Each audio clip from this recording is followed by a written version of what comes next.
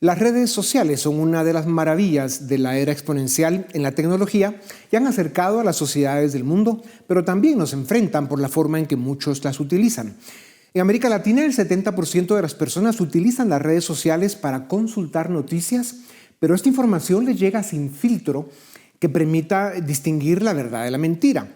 En esta era de la posverdad se estima que un 67% de los usuarios de Internet no distinguen una información falsa de una verdadera. Y pasamos 4 horas al día enchufados a las redes, interactuando y, según nosotros, informándonos.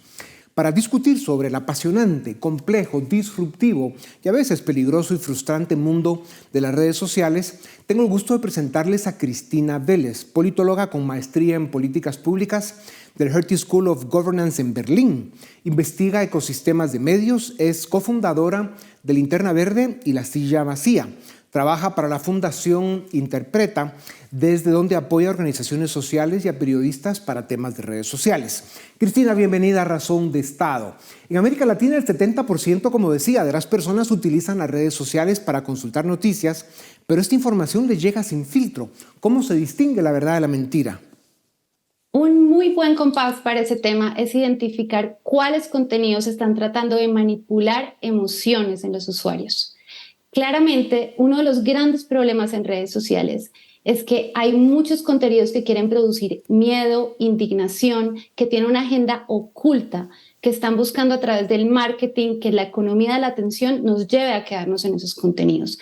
Siempre estar alerta a ese tipo de contenidos, mientras que contenidos con altos niveles de transparencia, donde las fuentes de información estén sobre la mesa, el nombre específico del experto y podamos hacer ingeniería inversa de dónde vienen los contenidos y quién es el responsable, esos contenidos son mucho más confiables y podemos creer que tienen más probabilidad de ser verdaderos. ¿Quiénes son los responsables de preservar la objetividad y la verdad? ¿Los creadores de las redes sociales, los gobiernos o los usuarios? Hay un enfoque bastante interesante frente a este tema y es considerar el problema de la desinformación como una infodemia, un proceso de contagio o de polución informativa. Básicamente lo que vivimos en la pandemia en términos de contagio del COVID, pero con información.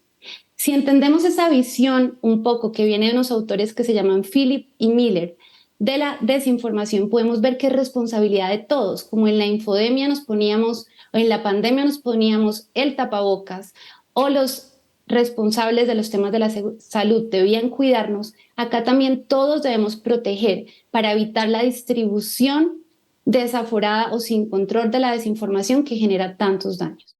¿Estamos avanzando en el campo de la verdad y la transparencia en las redes sociales o son inútiles los esfuerzos para combatir la desinformación y la mentira?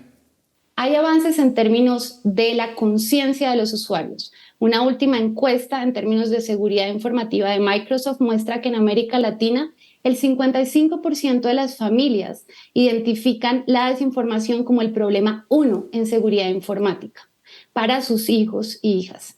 Eso significa que sí hay conciencia, que hay una visión del daño que esto está generando. Eso es un avance.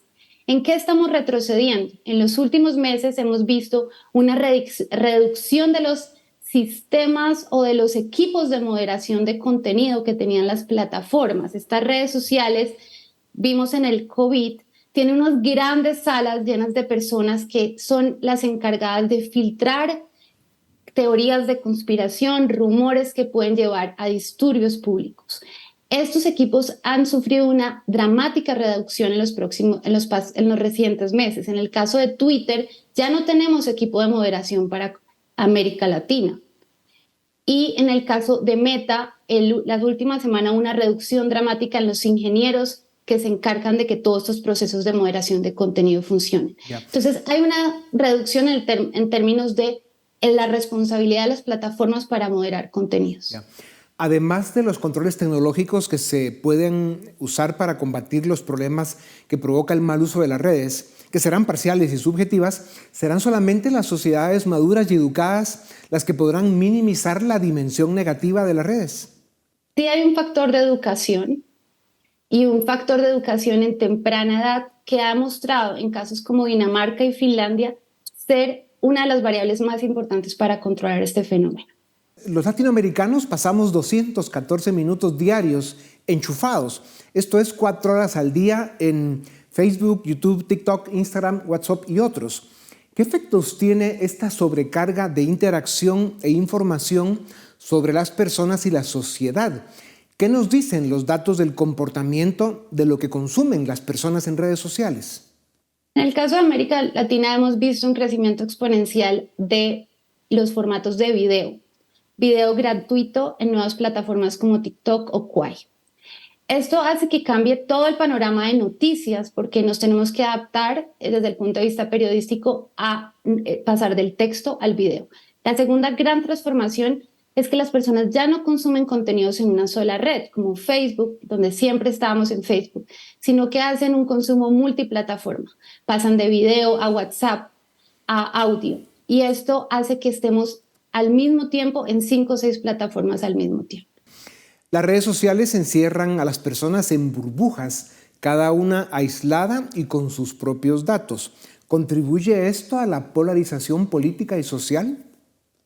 Sin duda, es como si estuviéramos en una sala de un bar o en una discoteca y todos nos quedáramos exactamente teniendo conversaciones en la misma mesa durante horas con las mismas personas sin mirar la tarima para ver quién más está hablando. Esto genera burbujas, fragmentación, imposibilidad de encontrar espacios de construcción colectiva y de poder rebatir nuestros sesgos sobre algunas cosas. Entonces, ¿refuerza esto los sesgos? ¿Potencia o acelera las ideas políticas más radicales y polarizan a las sociedades? Hay nuevos autores que están cuestionando qué tan grave es esta situación, porque dicen que la polarización siempre hasta existido o que es una realidad. Y que lo que hacen las redes sociales sí es potencial, pero también los medios en televisión, los medios siempre también tienen una responsabilidad en esto, no solo las redes sociales. Hay una gran pregunta sobre cuál está siendo el enfoque informativo de los periodistas. Y también las redes tienen responsabilidad, pero es una cosa conjunta. ¿Qué podemos hacer para que las redes sociales tengan efectos más positivos para la democracia, para la gestión pública y para el desarrollo de los países? Hay recientes estudios, especialmente un libro que se llama El prisma de redes sociales, de un autor que se llama Bale. Él dice que hay 3 factores determinantes. Lo primero es que debemos evitar que las redes sociales solo sean espacios para los 2 polos o para las voces más radicales en política o sobre temas de salud o sobre temas, digamos, vinculados a, puede ser economía, que debemos tratar de que los moderados también tengamos incentivos para participar en la conversación pública, que no sintamos que como son espacios tan violentos, no hay espacio para pensar en matices o en visiones grises de la realidad. Esta es una responsabilidad de las redes sociales, generar que el diseño de las plataformas abra espacios para la diversidad de posiciones y opiniones y para discusión y deliberación en conjunto. Cristina, ustedes hicieron análisis sobre el papel que jugaron las redes sociales en los procesos electorales pasados en Estados Unidos, Colombia y Brasil. ¿Cuáles fueron los hallazgos principales? El primero es que la desinformación es multiplataforma. Pasa muy rápidamente y por eso es difícil de estudiar, porque tenemos un link de WhatsApp y cada vez está pasando en espacios cerrados de redes sociales, como los espacios de mensajería privada. Este tema, WhatsApp, es uno de los grandes retos en este momento para estudios de desinformación y es una de las redes más utilizadas en América Latina. Lo segundo que es importante es que la desinformación se está moviendo mucho a través de voces que tienen grandes cuentas o son megáfonos en redes sociales. Por eso hay que poner atención a los influenciadores y a su rol en distribuir sin chequear la información. Y el tercer elemento que es clave es que tenemos que pensar cuáles son los sesgos que como ciudadanos tenemos frente a la política y que muchas veces tenemos disonancia cognitiva, es decir, nos cuesta mucho estar abiertos a posiciones que están contra nosotros, pero si no aprendemos a abrir la mente a estas posiciones distintas, somos más vulnerables a la manipulación política que viene llena de emociones y quiere movernos hacia uno u otro candidato. Los algoritmos son cada vez más eficientes para conocer lo que gusta a cada persona y motivarlo a consumir. en la economía y para la política. La capacidad de manipular a las personas es mayor cada día. ¿Es el desarrollo personal, estar educados, bien informados y tener un pensamiento crítico nuestra única defensa? Sí, pero también creo que hay que ser conscientes que para la autodeterminación digital, también el diseño de las plataformas es importante y también las plataformas tienen que diseñarlas de una forma en que sea transparente cómo los algoritmos y el modelo de negocio están llevándonos a nosotros a tener incentivos de consumir una información y no otra. La inteligencia artificial ya presentó nuevos desafíos. El deepfake y los generadores de texto, imagen y contenido ya se están utilizando para engañar y manipular. ¿Cómo se puede contrarrestar esto? Básicamente hay una pregunta ética y es el momento de hacernos esa pregunta. ¿Cómo vamos a consumir estas tecnologías entendiendo sus daños y buscando los proveedores de modelos de lenguaje, por ejemplo, en el caso de ChatGPT, que cumplan con unos parámetros éticos y que sepamos de dónde está obteniendo la información que alimenta o está entrenando estos algoritmos? Ya. Las plataformas sociales nacen y mueren y los usuarios las cambian y se adaptan con facilidad. ¿Hacia dónde se dirige la tecnología de redes sociales? Muy brevemente. Va a haber una diversidad de redes sociales. Ya no vamos a tener 3 o 4 jugadores sobre la mesa, sino que vamos a tener muchas variaciones mucho más rápidas y vamos a tener usuarios de nicho que usan redes, menos usuarios en muchas más redes. Cristina, las redes sociales tienen una dimensión negativa, pero su saldo es muy positivo. Muchos las saben manejar y muy bien. Sin embargo, hay rasgos que son preocupantes y afectan a millones de personas en el mundo. Con un sí o un no, y te pido por favor que así sea, responde a estas preguntas. ¿Están las redes sociales socavando la credibilidad del periodismo serio al propagar desinformación y noticias falsas? Sí. En lugar de buscar la verdad, nos acomodamos con la versión que más nos gusta o nos conviene. Sí. Fomentan la cultura de la cancelación y la intolerancia hacia opiniones divergentes. Sí. Cambian la forma en que las personas se informan y participan en la política. Sí. ¿Ok? Nos estamos quedando no con la verdad, sino con la versión que más nos conviene, que ya lo habíamos planteado. Sí. Era pregunta de chequeo, a ver si estaba siendo consistente.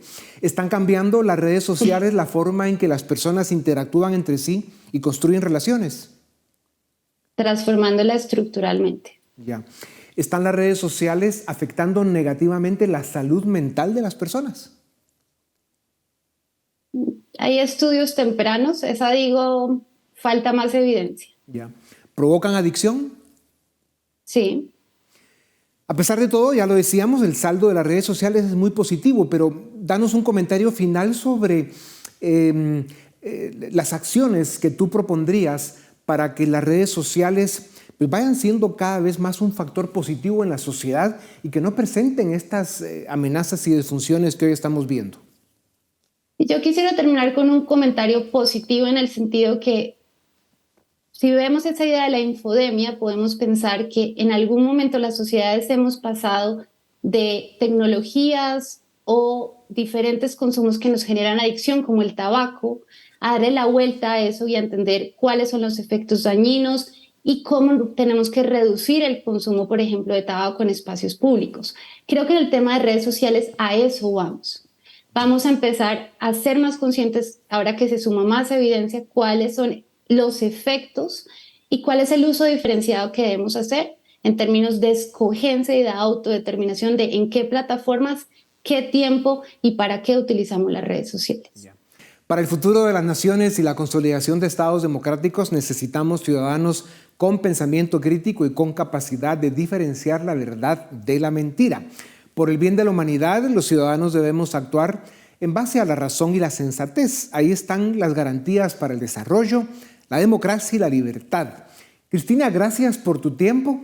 Nos dejas pensando. A ustedes también gracias por acompañarnos una vez más. Esto es Razón de Estado. Suscríbete y nos ayudas a defender y a promover los valores de la libertad.